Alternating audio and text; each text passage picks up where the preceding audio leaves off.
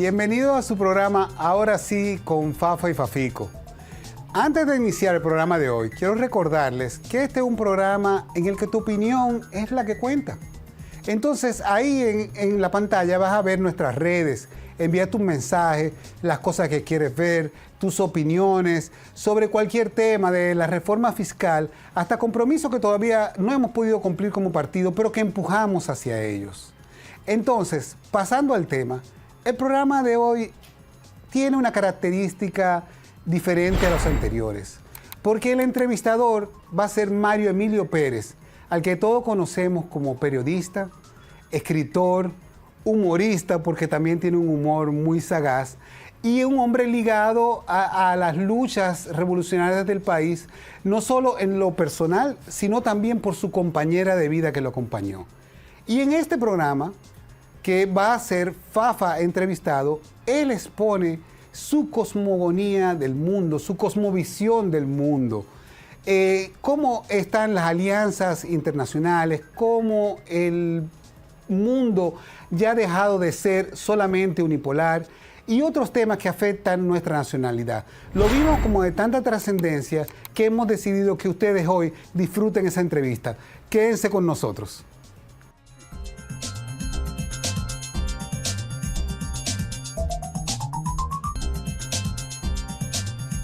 De inmediato vamos a dialogar con este veterano líder político, un hombre de una gran capacidad. Bueno, él aspiró una vez a la presidencia y yo dije, bueno, si logra primero ser postulado y luego electo, íbamos a tener un buen presidente, honesto y capaz.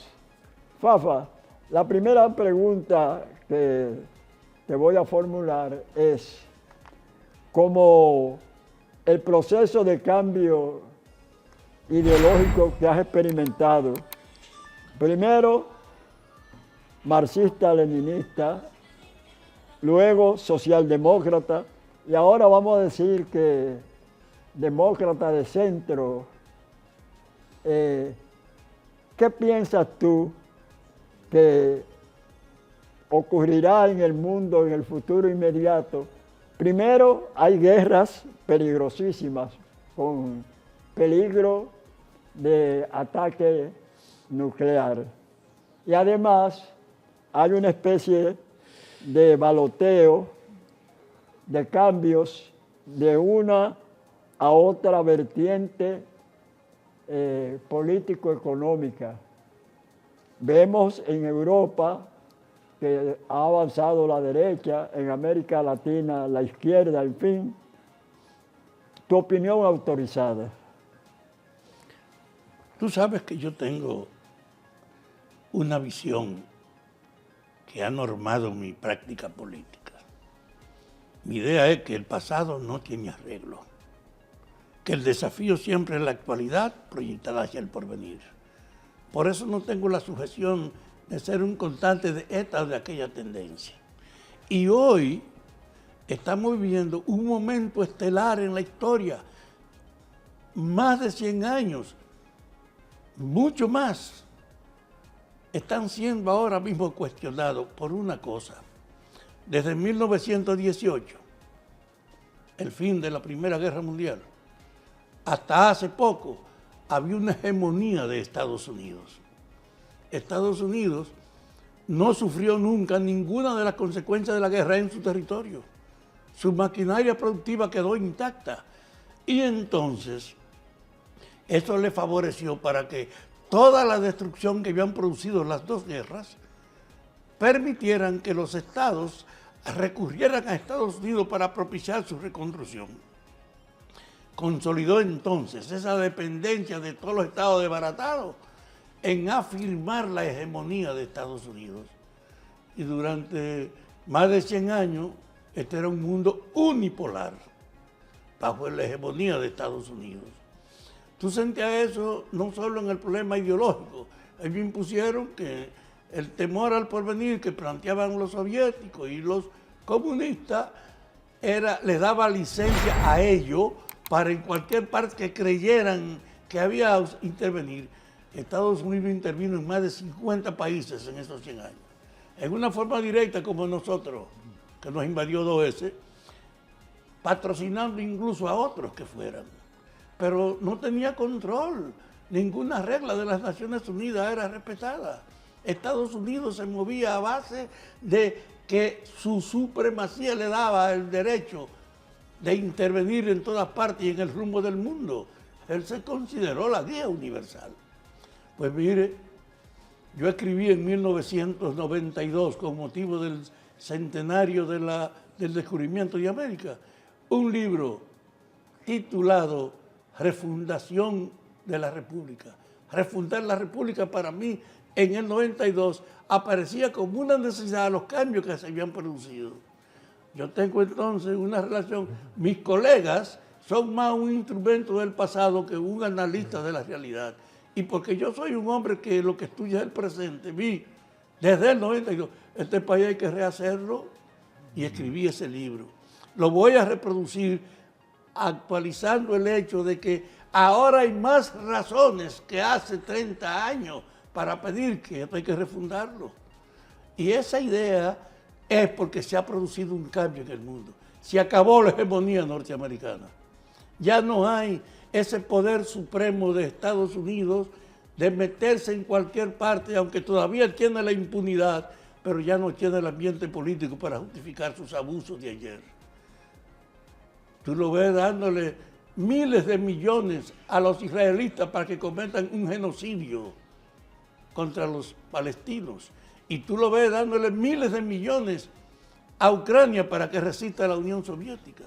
Pero con toda Europa y Ucrania junta y el capital norteamericano, él no puede impedir que Rusia no sea previsiblemente derrotada. Porque él sabe que en la guerra de hoy hay una hegemonía que él no tiene. Él tenía el control de lo atómico y lo estrenó con 2 ciudades japonesas. Pero hace tiempo que él no tiene la hegemonía de lo atómico, que los chinos, los indios, los rusos y otros países tienen el medio. Por lo tanto, él tiene que limitarse en poder pretender usar como antes, que contando con la impunidad no tenía ningún reparo en tirarle 2 bombas a los japoneses, porque no había a qué temer. Hoy no.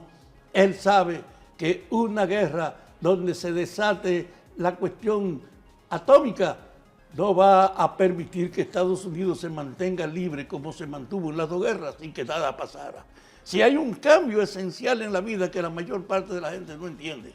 Y yo he dicho que en este momento es mucho más razonable el desafío que en 1992 yo escribí de refundar la República. Hoy hay que pensar en rehacer la herencia. Y entonces, tú tienes un hecho. Abinader es el primer presidente de toda la historia que llega al poder y tiene el control de todas las instituciones sin ser un dictador. La concentración del poder era siempre asociada a una dictadura continua que hubo desde la creación de la independencia hasta Trujillo, que la personalizó. Y después de Trujillo, porque la herencia del jefe, que era el uso de que la política estaba al servicio del que mandaba, porque el político que no aprovechaba su posición era un pendejo. Después de Trujillo eso no se abordó. Y entonces, a pesar de todo, la esencia de Trujillo en la política seguía. Y este es el primer planteo que hay. Porque Bosch llegó al poder, pero Bosch llegó al poder con una visión que lo hundió. Borrón y cuenta nueva. Él no podía descartar la herencia trujillista con un simple criterio de borrón. Y por eso a los 7 meses la herencia trujillista lo aplastó. Pero quedaba en el aire el hecho de que ese fue el primer gobierno elegido por el pueblo. Y en función de eso hubo hasta un levantamiento militar para plantear que se restableciera el gobierno que el pueblo se había dado. Y así se produce la guerra de abril. ¿Y qué hace? Estados Unidos nos invadió porque ese porvenir que se preconizaba con volver no hacia atrás, sino a darle continuidad al pensamiento de Bosch, ellos lo encontraron como una amenaza para que se expandiera el área de los rojos en América. Intervinieron y aún con la intervención ellos restauraron a Balaguer y nos lo trajeron. Y en ese sentido, defendieron la continuidad de la esencia degradante de la política, que el que manda decide. Y ese hecho ha llevado a que el PLD, un partido que también fundó Bosch, tuviera 20 años en el gobierno y no tocara esa esencia degradante de la política. No la tocó, porque los PLDistas también aprovecharon sus cargos y sus funciones. Por eso no pueden evadirse de tener que rendir cuenta por mucho de la corrupción que ellos mantuvieron. En ese orden, la llegada de Abinader es una excepción. Llega al poder con control de todas las cosas, llega primero por mayoría, se enfrenta a una crisis como la que hubo aquí, con ese virus generalizado, y entonces tuvo que limitar su compromiso, que lo tenía puesto en 12 reformas como guía para hacer el poder, y él no pudo dedicarse a impulsar las reformas, sino a defenderse del impacto de esa globalización del virus y del impacto también en la economía de la guerra de Ucrania con Rusia. Pero ahora él logró, en reclamar la reelección, un respaldo que él nunca había soñado ni nadie había visto en un particular, y era el control absoluto del poder. Abinader no necesita aliados, él no tiene excusa para no cumplir lo que prometió, y ha llegado a este nuevo periodo que ha comenzado ahora, y tú sabes lo que ha hecho. Agregarle a la reforma 12, que él no ha cumplido, la reforma de la Constitución y la reforma fiscal. Él tiene 4 compromisos, 12, 14 reformas ahora con las que está comprometido y no tiene excusa para no abordarla, porque él tiene la mayoría. Lo está aprobando con el propuesta de la Constitución, y aunque hay discusión y ajuste con sus seguidores en el Congreso, esa mayoría dice que el lunes va a aprobar que se convoque la reforma de la Constitución. Es decir, este presidente tiene un poder que nunca tuvo nadie fuera de la dictadura. Es decir, no tiene excusa ahora para no cumplir. Y esa realidad no la entienden los adversarios. El PLD ha sido una continuidad de los vicios que tenemos que derrotar. Y yo creo que lo que está pasando en el PLD es una muestra de que el pasado está en bancarrota, de que hay un desafío, que hay que rehacerlo, hay que refundar el Estado y la política y todo tiene que ser de nuevo. Los PLDistas no han entendido eso y no han podido evadir entonces la consecuencia de que ahora, con la visión del pasado, no tienen futuro. Están deteriorados. Por eso, el hecho de asistir al predominio de un presidente que controla el Congreso y que puede asegurar por su hegemonía que todo lo que son sus promesas se cumplan, el país está ante una novedosa situación. Estamos a la puerta de un cambio indetenible, que no se justifica que no se acelere, que al revés, lo que demanda es que el gobierno, apoyándose en esa supremacía y en esta ventaja de que toda la fuerza política opositora, marcada por el predominio del pasado, son inexistentes, no tienen ninguna amenaza, no representan nada, junto el PLD, el PRD, los reformistas, ¿qué son? Una basura, porque no tienen mensaje, ni tienen su propia unidad, tienen que rehacerse. Y ellos no lo han entendido. Entonces, este es un momento especial en nuestra historia. Y yo saludo la fortuna de haber llegado a este momento, porque estuve todo el tiempo empujando la idea del cambio desde todos los ángulos, desde la paz, la clandestinidad hasta la guerra. Pero ahora que hay una oportunidad para avanzar, no tanto como uno quisiera, pero para cambiar la herencia funesta que hemos combatido. Y esa situación, yo insisto, contigo, Mario Emilio, mi viejo amigo de hasta la universidad, porque este y yo somos amigos de más de 60 años, yo te digo, es un privilegio que tú y yo estemos vivos viendo esta oportunidad hermosa, de que ahora no hay quien impida que avancemos al cambio, porque la vida ha permitido que se dé una concentración del poder que permite asegurar que no hay excusa ahora para que el presidente detenga su compromiso de que tiene 14 reformas en marcha. Y comenzamos a tratar la primera, que es la Constitución, y después la fiscal. Pero el país está camino de rehacerse. Tú ni yo habíamos pensado nunca en una oportunidad como esta, magistral, sin que sea efecto de una guerra, sino de la simple evolución. Primero con la decadencia de Estados Unidos, que aunque nos tienen la cajeta a nosotros, para habernos invadido 2 veces, ahora, sin embargo, nosotros tenemos la mejor oportunidad en toda nuestra historia con Estados Unidos. Nunca antes aquí venía 10.000 millones de dólares de remesas, que son una donación, que no nos cuestan nada, pero que asegura la estabilidad económica del país. El incremento de los turistas, porque este país salió adelante después del virus como una nación donde podía venir cualquiera sin contaminarse, y eso ha incrementado el turismo. Ha incrementado también la participación turística de Estados Unidos. De hecho, allá hay como 2 millones de dominicanos que además de las remesas viven mandándonos. Entonces nosotros no podemos ignorar que nunca antes habíamos tenido una relación más favorable con Estados Unidos como ahora. Y la gracia es que es en el momento de la decadencia, de la hegemonía del poder, que nosotros tenemos un privilegio.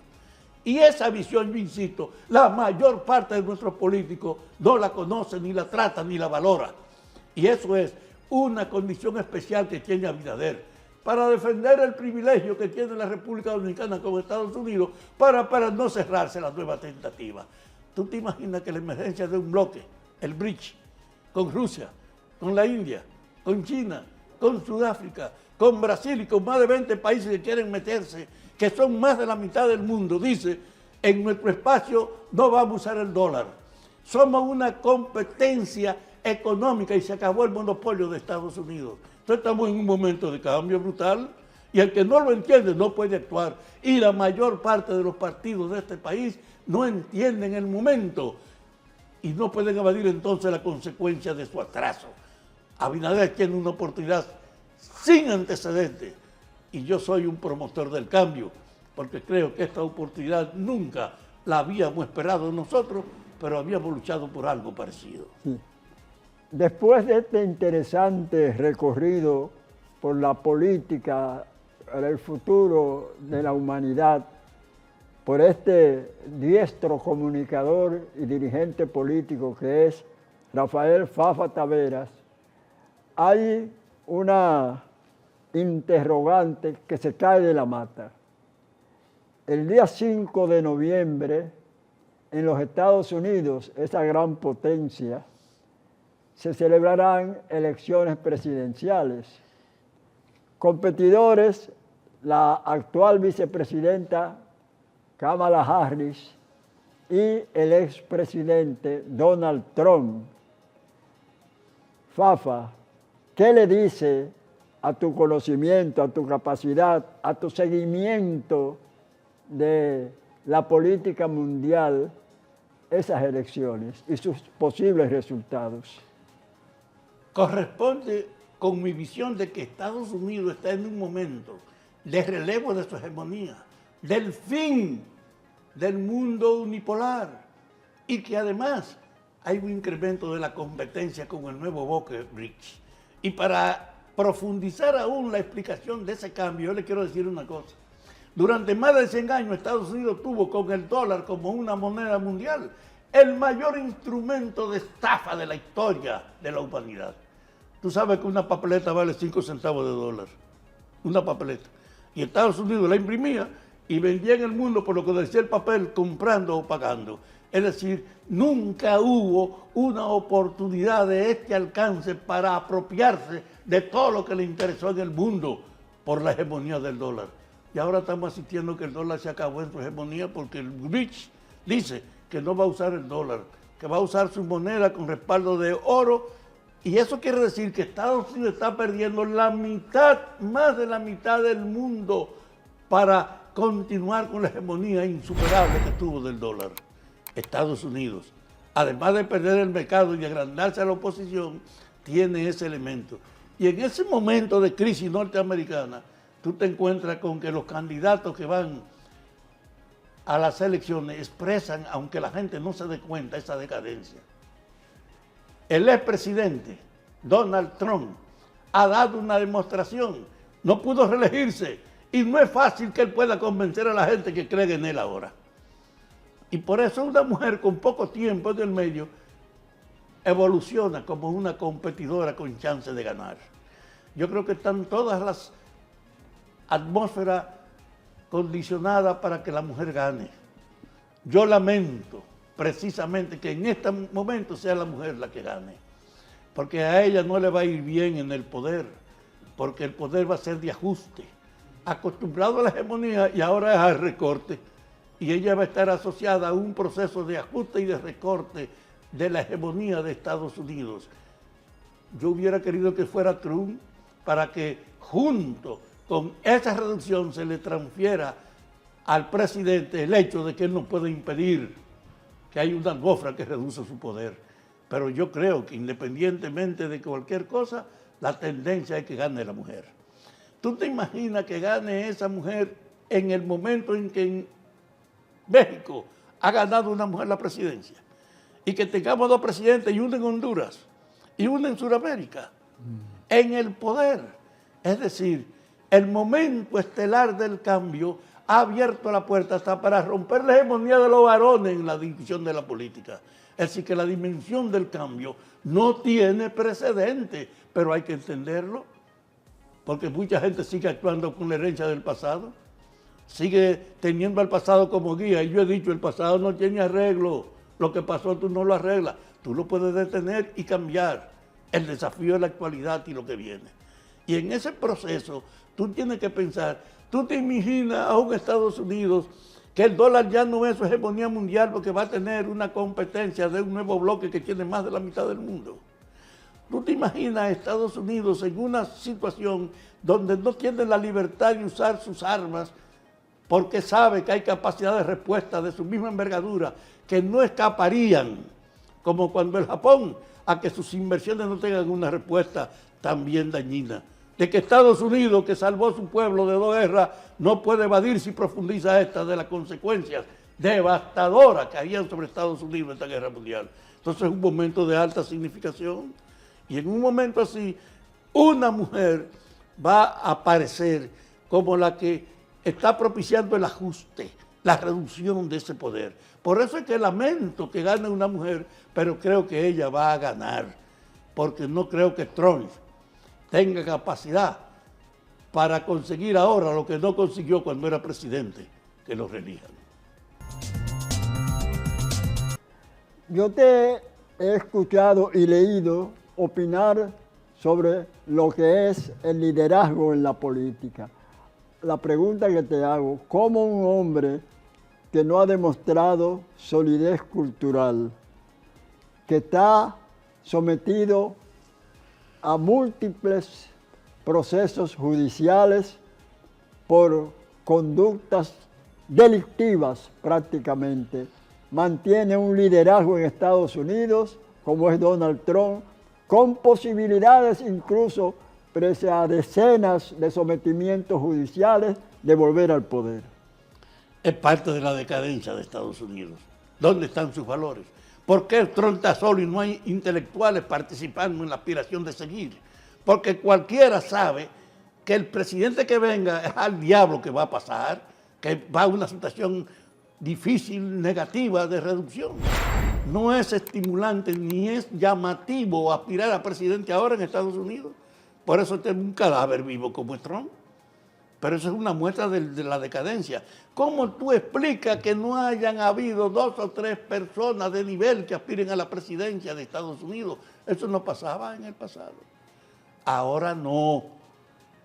Ahora la gente sabe que el presidente se jodió, que no hay vuelta floja, de que va hacia una etapa de retroceso en la administración, que va a ampliar la competencia, que se le va a romper su monopolio económico y el usufructo de su autoridad política. Estados Unidos va a ser reducido. Y por eso es que Trump tiene vigencia cuando en el pasado él estaba liquidado y todavía está en el medio, porque no aparece competencia con capacidad para competir con él. Yo creo que eso es una muestra de la dimensión de la crisis de Estados Unidos. Y yo lamento entonces, como te he dicho, que la perspectiva de que una mujer gane sea en una situación como esta, que es de la bancarrota del poder norteamericano. Pero de todas maneras, es mejor para la vida que sea ella a que sea Trump el que gane.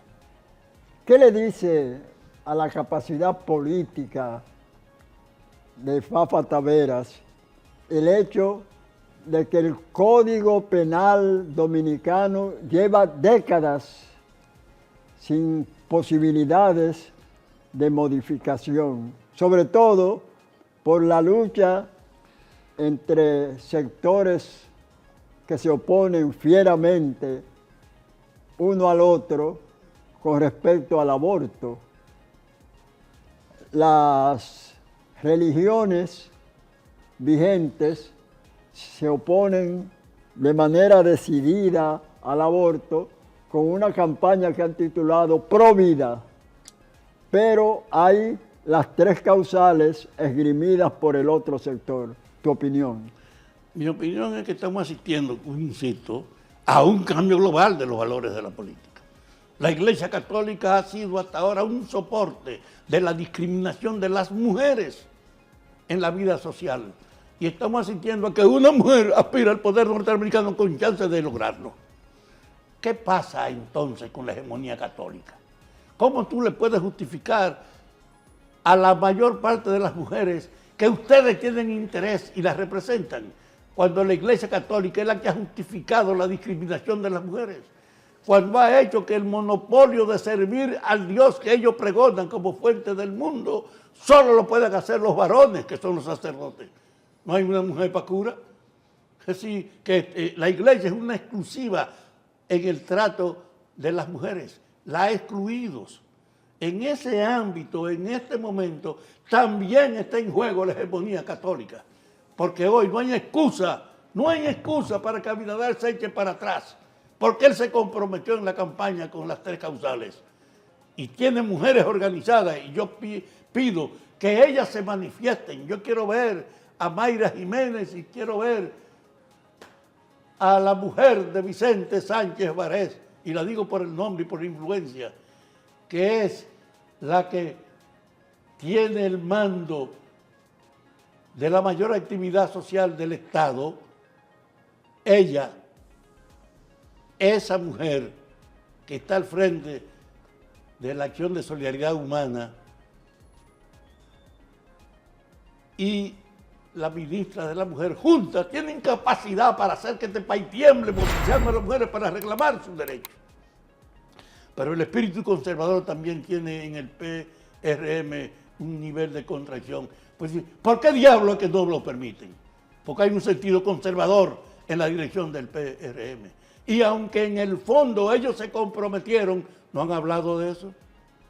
Y yo no tengo duda entonces que independientemente del temor de los jefes, de los conservadores que puedan estar en la dirección política del PRM, el cambio no puede impedir que a las mujeres se les reconozca el derecho de decidir sobre sí mismas, y que el papel de la Iglesia que ha predominado hasta ahora se ha puesto en su verdadera dimensión, una religión excluyente de género, de sobrevaloración del hombre, de desprecio de las mujeres. ¿Tú te imaginas que las mujeres no pueden ser servidoras de Dios y curas? Que eso no es para los varones. Entonces tú no puedes separar a la oposición de la Iglesia al reclamo de que las mujeres decidan sobre sí mismas, porque ellos las tienen excluidas. Entonces, parte del cambio alcanza estas dimensiones también. Gracias a Dios que tenemos una oportunidad para hacer una ruptura con esa funesta herencia imposible de justificar hoy su permanencia y su reproducción. La invasión masiva de haitianos indocumentados está indudablemente incidiendo en el desarrollo económico de la República Dominicana, porque los límites nuestros son con una nación que mucho más subdesarrollada que nosotros. Entonces uno se da cuenta de que es imposible detener esa masiva migración hacia nuestro país, porque Estados Unidos, esa potencia, ¿verdad?, que tú señalas certeramente que está decayendo en su dominio mundial, no ha podido detener la migración de... No ha querido detener. Estados Unidos no le importa el destino de este conflicto. Estados Unidos le ha sacado el cuerpo a meterse en Haití. ¿Cómo tú justificas que esté dando miles de millones a los israelitas para un genocidio y miles de millones a Ucrania para una resistencia que debía propiciarse que fuera dialogada?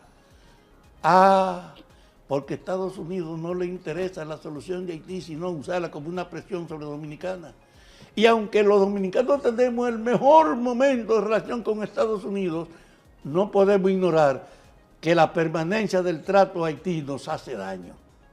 Y entonces, ¿cómo el gobierno dominicano está actuando?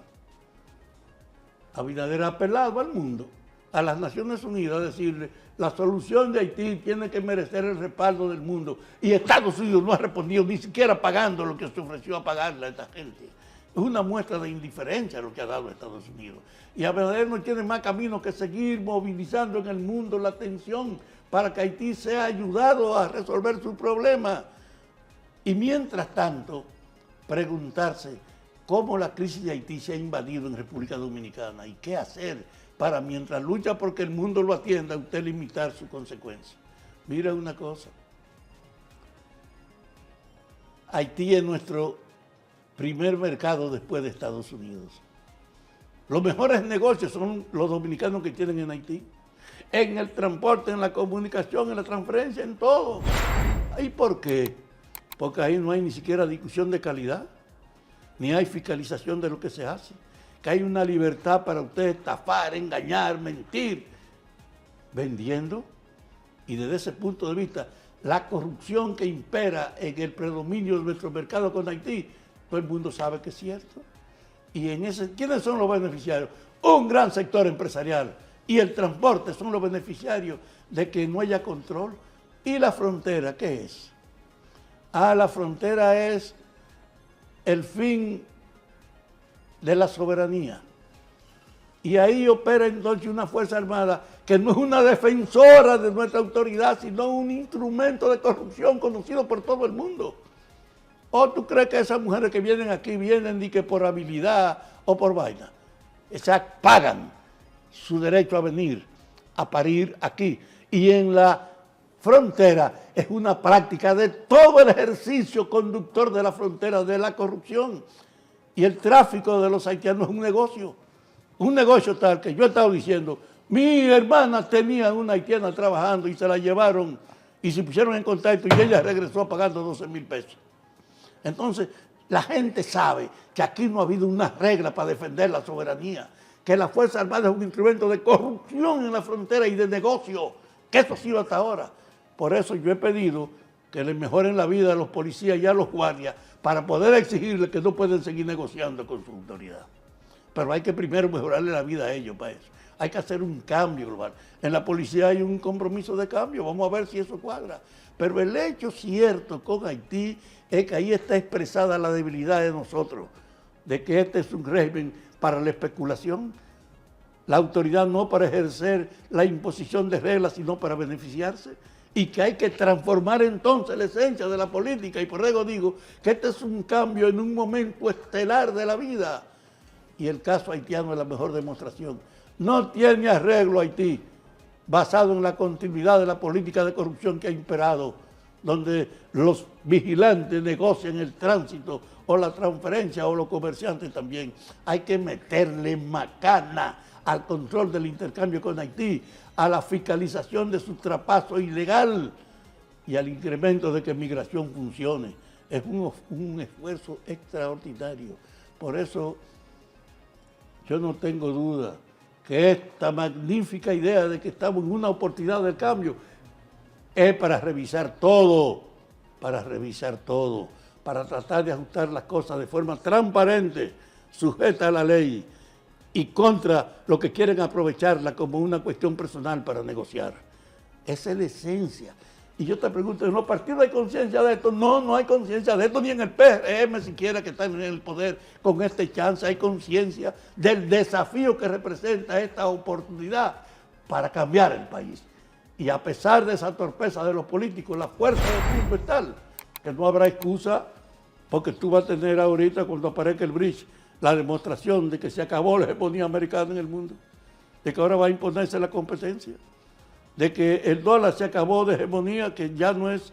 Tú sabes los dólares que hay en el mundo guardados como fuerza de poder. Si ahora ese dolaraje guardado se vuelca sobre Estados Unidos para invertirlo allá, ¿qué es lo que puede pasar? O para invertir. China es el país que tiene más dólares. En el fondo hay con qué tú ya comprar parte de la economía y la sociedad norteamericana con los dólares con los que ellos explotaron el mundo. Y eso es parte de la gracia que se va a crear. Se acabó la hegemonía del dólar, se acabó su predominio y por lo tanto hay que acabar con toda la reproducción de las ideas del beneficio y de la autoridad que implicaba la sumisión a Estados Unidos en un país que dice que quiere afirmarse en la democracia y tiene toda la oportunidad para hacerlo. Ahora bien, uno se queda atónito de ver cómo bandas delincuenciales fuertemente armadas están dominando prácticamente el territorio haitiano. ¿Y cuál ha sido la reacción de las Naciones Unidas o, como mencionarías tú, seguro, la indiferencia de la potencia norteamericana? Algo insólito. Entonces, la migración no se detendrá porque un factor agravante será el predominio de esas bandas delincuenciales que harán que la migración hacia nuestro país sea mayor. Oye, imponer el orden en Haití y acabar con la banda. Y terminar con la banda necesita una colaboración física, militar, de recursos y de medios. Y Estados Unidos ha mostrado que no tiene interés. ¿Cómo tú justificas que Estados Unidos invada el país porque se produce un levantamiento militar pidiendo la reposición de un gobierno que el pueblo se había dado en el 65? Y ahora a Estados Unidos no le importa que Haití se lleve a la anarquía. Creía que si vos volvías al poder se había un chance de que se ampliaran las relaciones con Cuba y que eso era para defenderse de la expansión del comunismo. Y ahora no hay pretexto.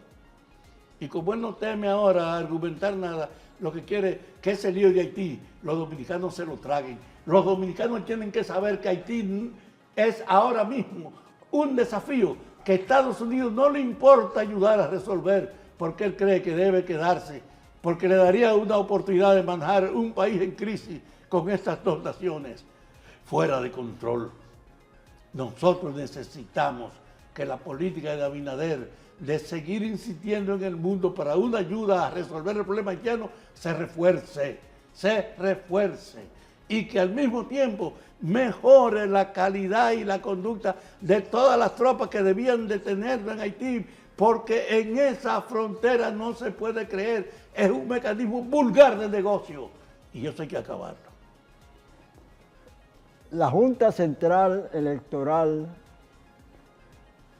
demostró en los pasados comicios una eficiencia increíble y además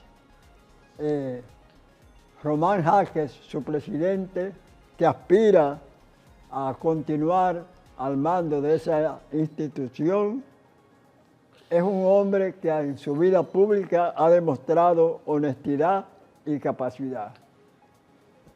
¿Tú estás de acuerdo que sean nominados y designados nuevamente los miembros del Consejo Directivo de la Junta Central Electoral o crees que deben ser algunos sustituidos por los aspirantes que ya suman más de 100? La gente ve el cargo como una oportunidad para aprovecharlo. Y por eso cuando se abre una posibilidad surgen decenas de demandas, pero no en función de que tiene una guía o una motivación moral para aplicarla, sino porque sabe la ventaja que es estar ahí. Yo creo que esa Junta no ha dado motivo para que se dude de que puede ser eficiente.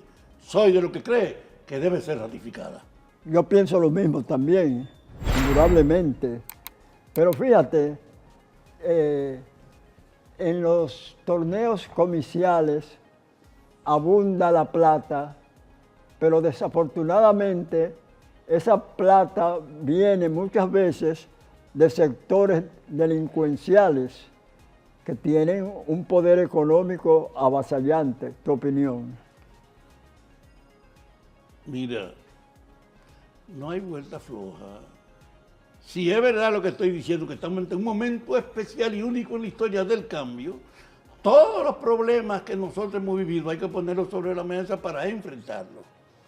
Y eso obliga, yo insisto, a que los partidos entiendan que ellos han sido un instrumento de la degradación. Todos esos partidos están llenos, coño, de corruptos y de vagabundos y de defensores de otros sectores. Ahora estamos obligados a cambiar para hacer un mecanismo de servicio. Y esa es la esencia del cambio. Dejar atrás la podredumbre de la herencia que ha sido general en todo el orden, hasta el nivel de la creencia en Dios. Bien, le agradecemos al amigo de añeja data, Rafael Fafa Taveras, que haya aceptado esta invitación a Vertiente de Opinión, y que no se haga ilusiones de que será la única vez que lo invitaré, porque indudablemente sé que no solamente es buen expositor, sino que también ha mostrado en su vida pública honestidad a toda prueba. También. Hasta la próxima.